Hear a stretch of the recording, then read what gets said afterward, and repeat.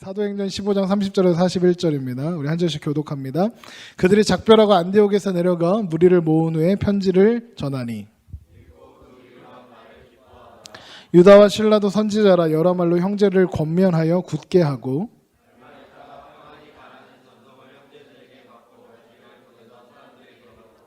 바울과 바나바는 안디옥에서 유하며 수다한 다른 사람들과 함께 주의 말씀을 가르치며 전파하니라.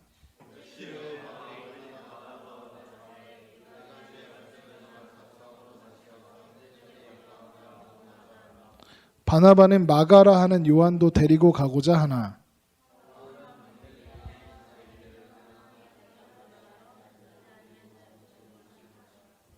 서로 심히 다투어 피차 갈라서니 바나바는 마가를 데리고 배 타고 구브로로 가고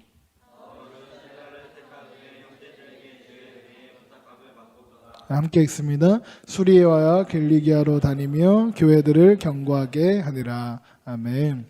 자, 오늘 본문을 좀 이렇게 살펴보기 전에 우리 잠깐만 이렇게 기도하는 시간을 가졌으면 좋겠습니다. 지난주 목요일이었습니다. 지난주 목요일이 그 세월호 참사 1주기가 되는 날이었습니다. 사람들이 말이 많아요, 그렇죠? 그만해야 한다, 또 그런 거 너무한다, 언제까지 그럴 거냐, 이런 말들을 많이 합니다. 성경에 보면 이런 말씀이 있어요. 우는 자들로 함께 울라. 제가 그 사람들 보면서 모르겠습니다. 정치적인 거 모르고요. 다 모르겠습니다. 그러나 한 가지는 알겠습니다. 자녀를 잃은 부모의 가슴 아픈 마음을 알겠습니다. 그런데 문제는 그 마음을 이해해주고 품어주는 사람들이 너무 없습니다. 남의 일이니까 그만하라고 할 수 있습니다. 내 일이 되면 그렇게 하지 못할 사람들이 그만하라고 합니다. 저는 그렇게 생각합니다. 최소한 예수 믿는 사람들은 울고 슬퍼하고 애통하는 이들을 위해서 기도해 줄 수는 있어야 한다고 생각합니다. 제가 라디오 방송을 듣는데 종교가 없다는 어떤 사람이 인터뷰를 하는 내용이었습니다. 정신과 의사인가 그랬어요. 이제 그 세월호 유가족들 사이에서 이제 그들을 상담하고 하는 일을 하는 분입니다. 그분이 이런 말들을 하더라고요. 그분들을 위해서 무엇을 해줘야 될지 모르겠습니다. 저는 할 줄 아는 게 이런 것밖에 없습니다. 라고 이야기하면 그거 해주시면 된다고 라고 이야기를 한답니다. 그러면서 하는 말이 뭐였냐 하면 그런데 지금 그들에게 가장 필요한 것은 기도인 것 같습니다. 라고 하더라고요. 종교가 없대요. 불교도 아니고 기독교도 아닌 사람이 그들에게 가장 필요한 건 기도라고 생각한다고 이야기하더라고요. 생각해보니까 제가 그들을 위해서 할 수 있는 게 기도밖에 없을 것 같습니다. 제가 강화문 가서 이걸 하겠어요? 뭘 하겠어요? 기도밖에 할 수 있는 것이 없었습니다. 그리고 아무튼 그래서 모르겠습니다. 여러분 가운데는 여러 가지 생각들을 가지고 계시겠지만 그런 생각들 그냥 잠깐 내려놓고요. 슬퍼하는 자들을 하나님 위로해 주세요. 그 마음을 만져주세요. 그 정도는 해주실 수 있지 않겠습니까? 혹시 제가 이야기하는 생각과 좀 다르다 할지라도요. 그래서 이 시간에 아픔을 당한 우리 세월호 가족들과 그리고 아직 가족들을 찾지 못해서 애타는 마음으로 기다리고 있는 그분들을 위해서 잠깐만 묵상도 좋고요. 하나님 그 아픈 마음을 우리는 다 이해할 수 없지만 하나님 아시지요. 그 마음 만져주시고 위로해 주세요. 이렇게 잠깐만 기도해 주셨으면 좋겠습니다. 우리 잠깐 기도합시다. 아버지 위로하시고 만지시는 하나님께서 아버지 아픔을 당한 이들의 또 애통하는 자들의 마음을 하나님 만지신다 하셨습니다. 위로하신다 하셨습니다. 여러 가지 의견들과 생각들이 있지만 그럼에도 불구하고 우리가 그들을 위해서 기도하는 것은 아버지 그 아픈 마음을 만져주시고 그 상처받은 마음을 만져주셔서 하나님의 위로가 그들 가운데 있게 되는 것입니다. 아버지 수많은 사람들이 살아갑니다. 그리고 그만해야 한다고도 이야기합니다. 그러나 그들이 가진 아픔이 너무나도 큰 것이라서 더 이상 그만할 수 없는 그들의 마음 또한 우리가 바라보고 있습니다. 하나님 도우시고 인도하여 주셔서 그 마음들 만져주시고 하나님의 사랑으로 덮어주셔서 그 아픔과 상처들을 이겨내고 승리하여 이제 아픔을 치유하는 치유자가 될 수 있도록 주여 도우시고 인도하여 주시옵소서. 예수님의 이름으로 기도합니다. 감사합니다. 우선 죄송합니다. 이게 동의하지 않는 분들도 있을 거라고 생각합니다. 그래도 함께 기도해 주셔서 감사합니다. 이제 본격적으로 말씀으로 돌아가게 하겠습니다. 오늘 본문에 보면 여러 사람들의 이야기가 나옵니다.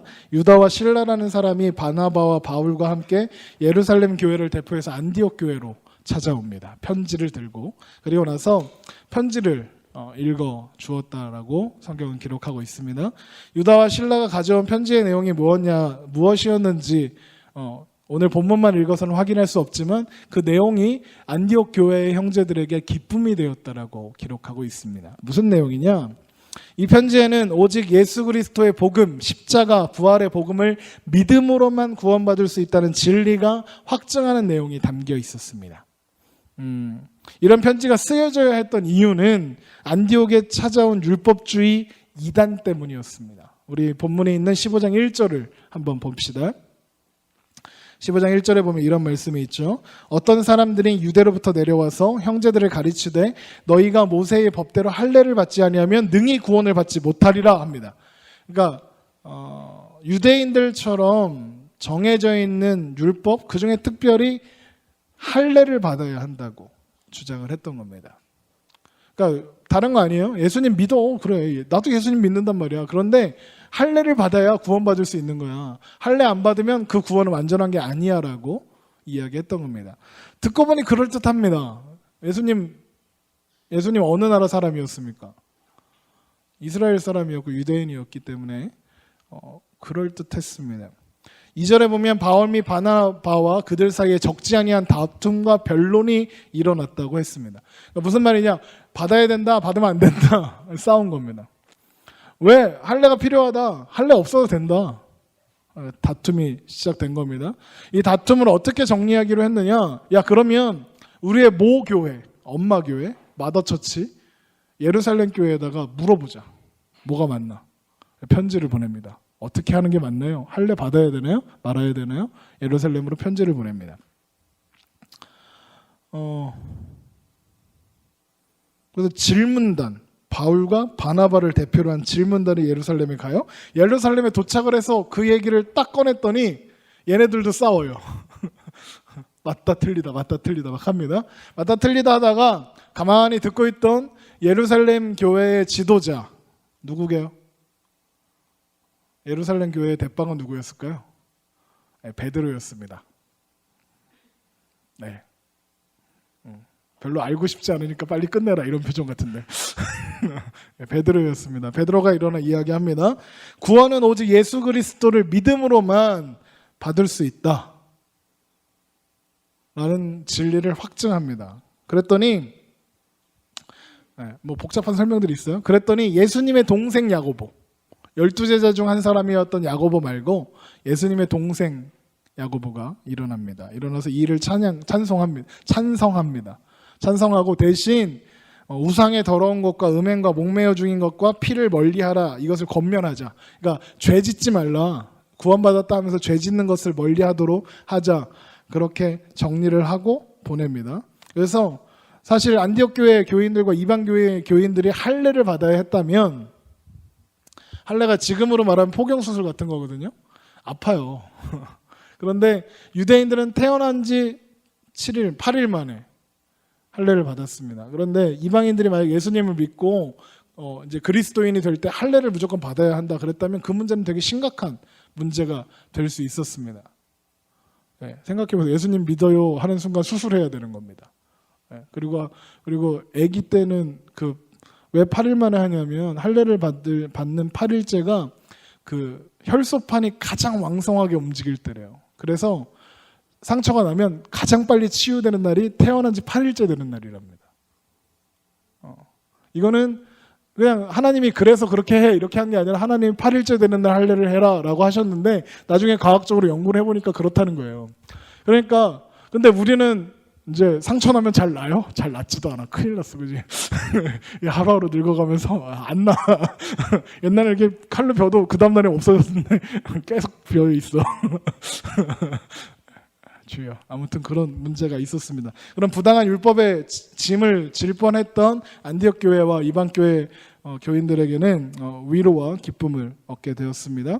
그리고 나서 유다와 실라는 안디옥 교회 성도들을 하나님의 말씀으로 권면하고 좋은 관계를 맺게 됩니다. 그렇게 안디옥 교회의 화해와 평안의 시간이 주어졌고, 그리고 바울과 바나바도 그곳에서 말씀을 전하고 전도하고 가르치는 데 전념할 수 있었습니다.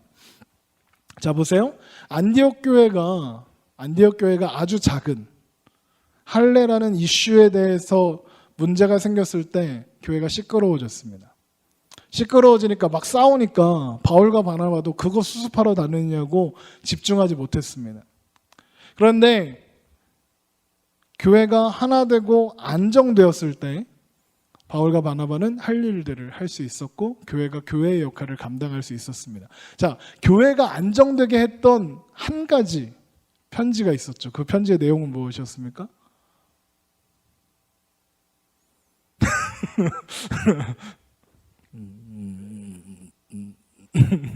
그 편지의 내용은 뭐라고 했죠? 오직 예수님만 믿으면 된다. 구원은 예수 그리스도의 십자가와 부활을 믿음으로 말미암아 구원을 받는 것이다. 할례를 받고 안 받고가 중요한 것이 아니다 라는 진리를 확증했다는 겁니다. 이거를 두 글자로 복음이라고 합니다. 그러니까 교회가, 우리 청년부가 단단히 서려면 이게 확증되어야 하는 겁니다. 복음, 십자가와 부활, 예수님.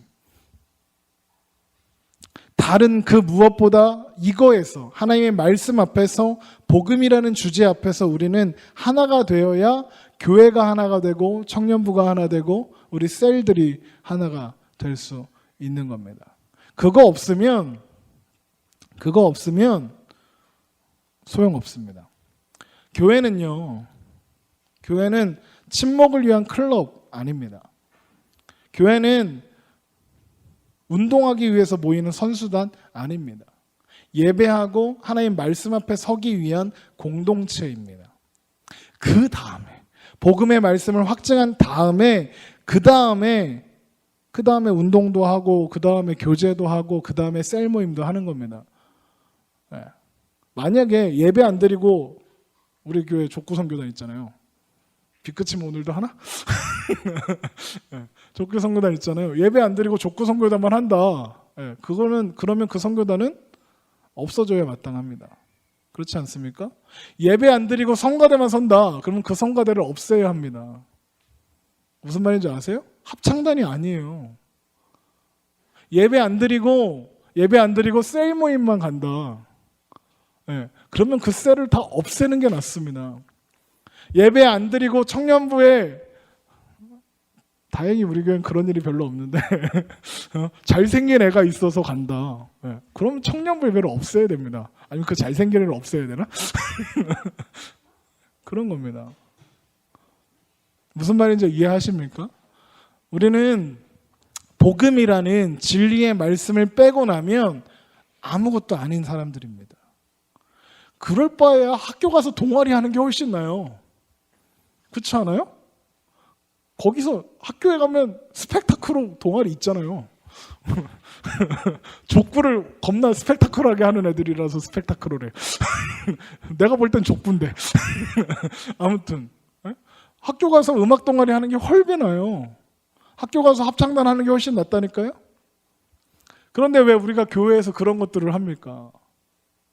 말씀이라는, 복음이라는 공통적인 진리 위에 우리가 서 있기 때문에 그렇습니다. 그래서 제가 여러분한테 맨날 좀 어려워도 복음, 십자가, 부활 이거 계속 설명하고 이야기했던 것입니다. 여러분 그거 잊어버리면 안 됩니다.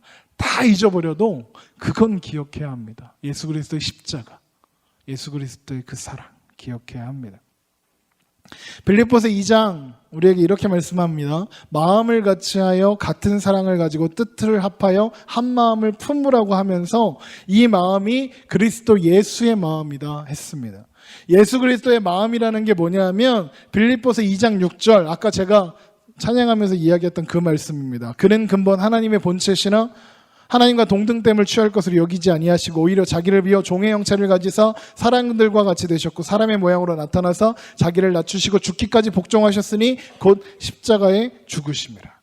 하나님이셨으면서 이 땅에 오시고 우리를 구원하시기 원하셨고 십자가에 달려 죽으사 우리를 구원하신 그 사건 이야기하는 겁니다. 빌립보서 2장에서 십자가에서 우리를 구원하신 예수 그리스도의 마음을 품고 같은 마음, 같은 복음을 소유한 자로서 하나됨을 위해서 애쓰며 가야 한다는 겁니다. 이게 기본이라는 거예요.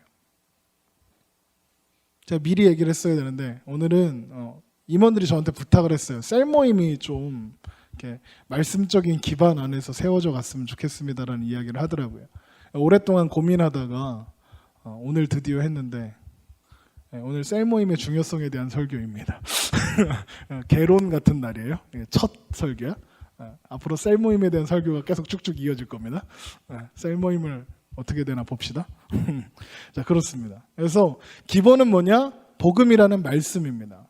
우리가 셀별로 모여서 또 청년부로 모여서 많은 활동들을 하고 많은 이야기들을 하고 많은 교제들을 나눌 수 있으나 그 가운데 가장 중요한 것은 무엇이다? 하나님의 말씀, 곧 복음입니다. 그 복음이 없으면 그냥 세상 친구들하고 노는 게 훨씬 재밌습니다. 아니에요? 세상 사람들과 세상의 동아리와 모임과 사교 클럽과 똑같으면 안 되잖아요. 그렇죠? 우리 복음의 말씀 앞에 항상 기울이고 집중하는 여러분 되셨으면 좋겠습니다. 자, 오늘 본문에 보니까 또 다른 이야기가 기록되어 있어요. 잘 마무리되는 듯 했으나 바울과 바나바가 싸웁니다. 안디옥 교회가 안정되니까 바울과 바나바가 이제 두 번째 전도 여행을 떠날 계획을 세우죠. 복잡한 일이 그때 일어납니다. 복음 안에서 하나였던 바울과 바나바가 찢어져요. 찢어지는 이유가 뭐냐? 마가라는 사람 때문입니다. 이 마가라는 사람을 전도 여행에 데리고 갈 것이냐 말 것이냐 때문에 싸우기 시작합니다. 오늘 38절 한번 보세요. 15장 38절. 바울은 밤빌리아에서 자기들을 떠나 함께 일하러 가지 아니한 자를 데리고 가는 것이 옳지 않다 하여서 마가를 데려가는 것을 반대합니다. 이게 무슨 말이냐? 바울과 바나바가 1차 전도 여행 때 마가가 돕는 자로 참여를 했습니다. 그런데 중도에 도망갔어요. 어디서 밤빌리라는 데서 밤에 야반 도주한 겁니다. 그러니까 같이 숙소에 있다가 아침에 일어나 보니까 우리 가방 들고 다니던 그 밑에 이렇게 애가 하나 없어질 거예요. 얘 어디 갔냐? 그러니까 그런 거예요. 바울과 바나바한테 상의도 하지 않고 그냥 몰래 떠났던 것 같습니다. 마가가 그렇게 했던 것은 아마도 그 전도 여행이 너무 고됐기 때문도 있을 것이고 그 과정 속에서 겪었던 어려움들 때문에 그 마음이 힘들어서 시험 들어서 그럴 수도 있고요. 그런 것들을 감당하기에는 너무 어린 나이였을지도 모르겠습니다. 어쨌든 이 마가의 돌발 행동 때문에 바울과 바나바의 사역이 좋지 않은 영향을 받았던 것만은 분명한 것 같습니다. 바울이 그 일을 기억하고 절대 안 되라고 할 만큼. 그래서 1차 전도여행의 기간 동안에 이 일 때문에 아마 바울과 바나바는 여러 어려움들을 겪게 되었던 것 같습니다. 그래서 바울은 두 번째 전도여행에 마가 못 데려간다 이겁니다. 신뢰할 수 없기 때문에. 이거 아주 합리적인 판단이죠. 맞습니까? 그렇잖아요. 네, 그게 정상인 것 같습니다. 그런데 바나바는 다시 마가에게 기회를 주자고 합니다. 다시 데려가자는 겁니다. 골로새서 4장 10절에 보면 마가는 바나바의 조카예요. 생질이라고 하거든요. 조카예요. 그래서 친척이라서 봐주나? 이런 생각을 한동안 했었습니다. 그런데 생각해보면 바나바가 정에 끌려서 마가가 조카니까 무작정 기회를 주려는 그런 사람은 아닌 것 같아요. 물론 바나바는 마가에게 좋은 마음을 품고 있었던 거 맞죠? 조카였으니까요. 그렇죠? 근데 그게 전부는 아니었다는 겁니다. 사실 바나바는요 원래 그런 사람이에요. 원래 그런 성품을 가진 사람입니다. 무슨 말이냐? 바울이 사울이었어요. 그건 알아요? 바울이 사울이었던 시절에 무슨 짓을 했습니까? 네? 네. 그래요. 성경 퀴즈 대회 한번 해야 된다니까. 바울이 사울일 때 무슨 짓을 했냐면 예수님 믿는 사람들을 쫓아다니면서 잡아서 죽이는 일을 했습니다. 그 일에 선봉을 섰던 사람입니다. 스데반을 사람들이 돌로 쳐 죽일 때 그 자리에서 사람들이 돌 던질 때 더우니까 옷을 벗어놨거든요. 옷을 벗었는데 그 옷을 지키는 사람 바울이었습니다. 우리가 알고 있는 사도 바울, 그 사람이었습니다. 그리고 그 이후에 그리스도인들을 잡으러 다니는 선봉장이 되어서 그리스도인들을 잡아 죽이고 감옥에 넣는 일을 하고 있었습니다. 그런 그가 다메섹 동산에 다메섹으로 가는 길에, 다메섹에 왜 가고 있었게요? 예수 믿는 사람들이 다메섹으로 도망갔다는 소식을 듣고 잡으러 가는 길입니다. 잡으러 가는 길에 예수님이 바울에게 나타나셨죠. 누구세요? 네가 핍박하는 예수다, 이 자식아. 그러죠. 그래서 바울이 이렇게 눈이 안 보이고 막 아나니아한테 가서 안수받고 눈 보이고 우와 예수님 믿을게요 이렇게 된 겁니다. 자, 예수님을 믿을게요 해서 이제 예수님 믿었으니까 어디 가야 돼요? 교회에 가야 될 거 아닙니까? 예루살렘 교회로. 예루살렘 교회로 가야 되는데 사람들이 믿을까요, 안 믿을까요? 야, 이중스파이야, 이중스파이. 이랬다는 거죠. 생각해 보세요. 네. 어떤 사람이 신천지에 10년 동안 있었대요. 그런데 저 이제 신천지 안 할래요 하고 나서 우리 교회로 왔다고 치세요. 그 사람 믿을 것 같아요? 못 믿을 거 아니에요. 어떻게 믿어? 네가 진짜 신천지가 아닌 거를 어떻게 알아 내가? 라고 할 거 아닙니까? 네. 마찬가지예요. 바울이 이제 예수님 믿는다고 하면서 교회로 찾아왔을 때 교회 지도자들과 그리고 성도들은 믿을 수 없었을 겁니다. 예루살렘 교회에게 외면당했어요. 당연히. 그런데 이 교회와 바울을 연결시켜주는 연결체, 그리고 바울이 야, 얘 진짜 회심했어, 이거 증명해 준 사람이 누구게요? 바나바입니다. 바나바만 믿어줘요. 아무도 안 믿어주는데 바나바만. 사도행전 9장을 한번 봅시다. 사도행전 9장 26절.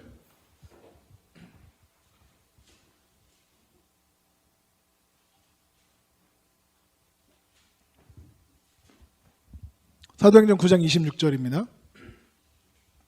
네, 사울, 이게 바울입니다. 나중에 이름이 헬라식으로 바뀌면서 바울로 바뀐 거예요. 26절부터 읽습니다. 시작. 사울이 예루살렘에 가서 제자들을 사귀고자 하나 다 두려워하여 그가 제자됨을 믿지 아니하니. 안 믿었다니까. 그 다음 절. 바나바가 데리고 사도들에게 가서 그가 길에서 어떻게 주를 보았는지와 주께서 그에게 말씀하신 일과 다메섹에서 그가 어떻게 예수의 이름으로 담대히 말하였는가를 전하니라. 보세요. 바나바가 믿어준 거예요. 안 믿는데, 아무도 안 믿어주는데 바나바만 믿어준 거예요. 그래서 바울을 데리고 예루살렘 교회로 가서 바울을 소개하고 보증해 주는 거죠. 바나바에게 있었던 특별한 능력이 있었는데 그게 뭐냐면 겉으로 드러나 있는 어떤 사실보다 그 안에 있는 가능성을 보는, 그거를 캐치해내는 능력이 있었던 것 같아요. 위험 인물이었던 바울과 이야기를 나누고 교제를 하면서 예수 그리스도를 인격적으로 경험하고 그의 삶이 변했다는 것을 믿어준 사람이에요. 그런 성품이 마가를 향해서도 지금 작동하고 있는 거죠. 마가가 비록 미숙해서 한 번의 실수를 저질렀지만 그를 잘 훈련하고 보듬어주면 하나님과 그리고 교회를 위해서 귀한 일꾼이 될 것이다. 바나바는 그렇게 확신했던 겁니다. 실제로 바울이 위대한 사도가 될 수 있었던 이유가 뭐예요? 위대한 사도가 될 수 있었던 이유는요, 바나바를 만났기 때문이에요. 생각해 보세요. 만약에 바울이 바나바를 맞지 못했다면 그가 교회의 일원이 될 수 있었을까요? 없었겠죠. 혼자 전도하러 다녔으면 전도할 수 있었을까요? 없었겠죠. 그가 교회의 일원이 되고 그가 전도자로 훈련받게 할 수 있었던 이유는 바나바가 있었기 때문이에요. 나중에 바울도 마가를 찾아요. 야, 마가 안 돼. 걔는 쓰레기야. 이랬던 애가 나중에 바울도 마가를 찾아요. 디모데후서 4장 11절에 보면 디모데가 이제 그 바울의 애제자거든요. 가장 사랑하는 제자. 디모데한테 이제 빌립보 감옥에 내가 갇혀 있으니까 나를 좀 보러 와. 나 힘들어. 심심해. 외로워. 이렇게 하거든요. 그럴 때 뭐라고 하냐면 이렇게 해요. 내가 올 때에 마가를 데리고 오라. 그가 나의 일에 유익하니라. 이런다니까요. 마가 쓰레기야, 제가 같이 다니면 안 돼 했던 사람이 마가를 필요로 해요. 무슨 말인지 이해되세요? 바나바가 마가를 훈련시키니까 마가가 그런 사람이 된 거예요. 여러분, 여러분들이 만나는 사람들한테 바나바가 되어주셨으면 좋겠습니다. 여러분들의 세론들에게 우리 셀에 누가 있는지는 아니? 우리 셀장 누군지 아는 사람. 우리 셀장이 누구더라? 소통을 좀 하세요. 네.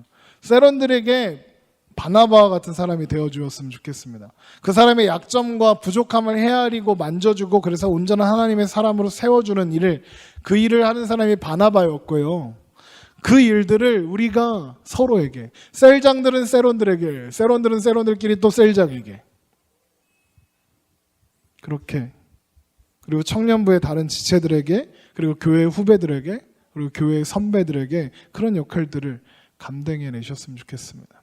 우리 교회에서 참 어려운 게 뭐냐면 이렇게 그 막 활발한 성격이 아닌 새로운 사람이 왔을 때 청년부에 적응하기가 정말 힘들어요.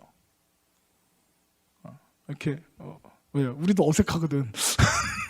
우리도 어색해서 이렇게 가서 친한 척하기가 좀 그렇거든.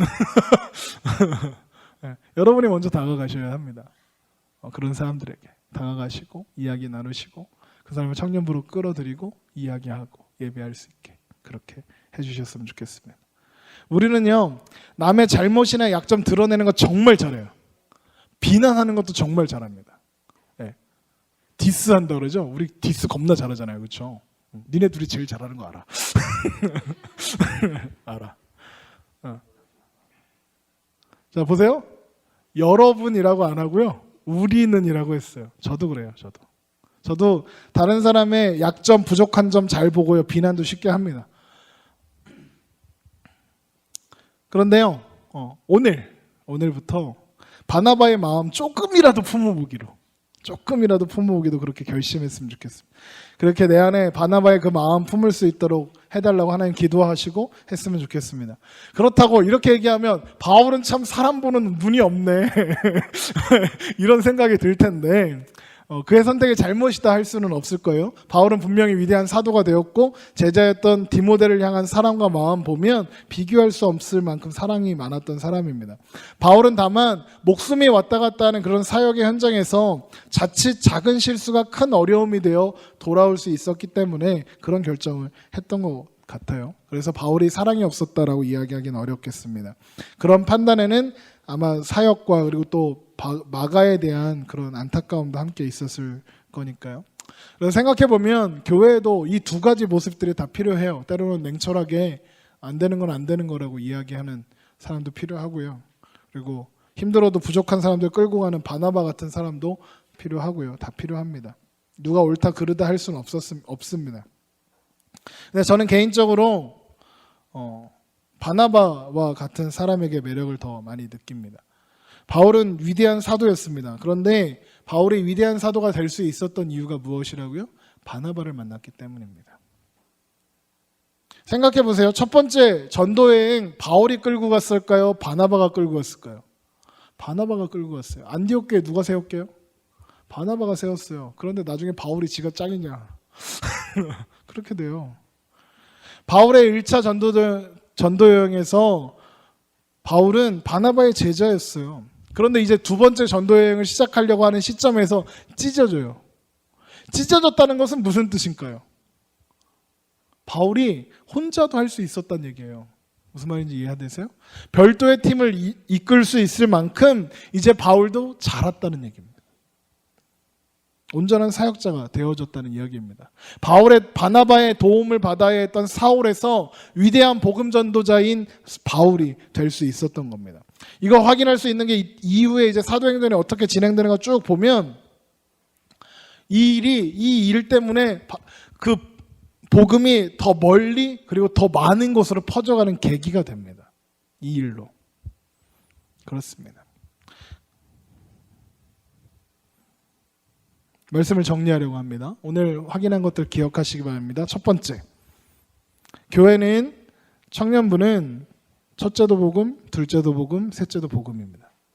그거 없으면 사교 클럽이고요. 그거 없으면 동아리입니다. 그거 없으면 식충이들이에요. 밥만 먹고 맨날 그런 모임이 됩니다. 복음이 있어야 합니다.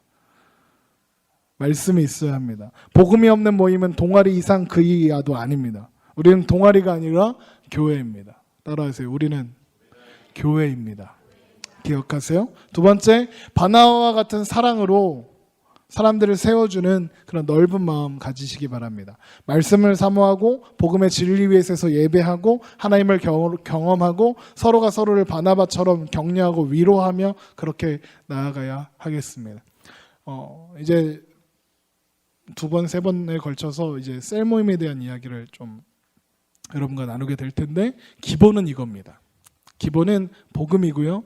기본은 서로를 사랑하고 품어주는 마음입니다. 셀이 무슨 뜻인 줄 알아요? 세포라는 뜻이잖아요. 우리가 그런 말 가끔 해요. 임원들끼리 모이면 그 셀을 이렇게 좀 이렇게 해갖고 다시 좀 해야 될 것 같아요. 라고 하는 그런 이야기를 가끔 합니다. 생각해 보세요. 세포는요 재배열하지 않습니다. 맞잖아요. 세포는 어떻게 하는 줄 아세요? 분열합니다. 죽거나. 죽을래 분열할래. 그거입니다. 뭐라고?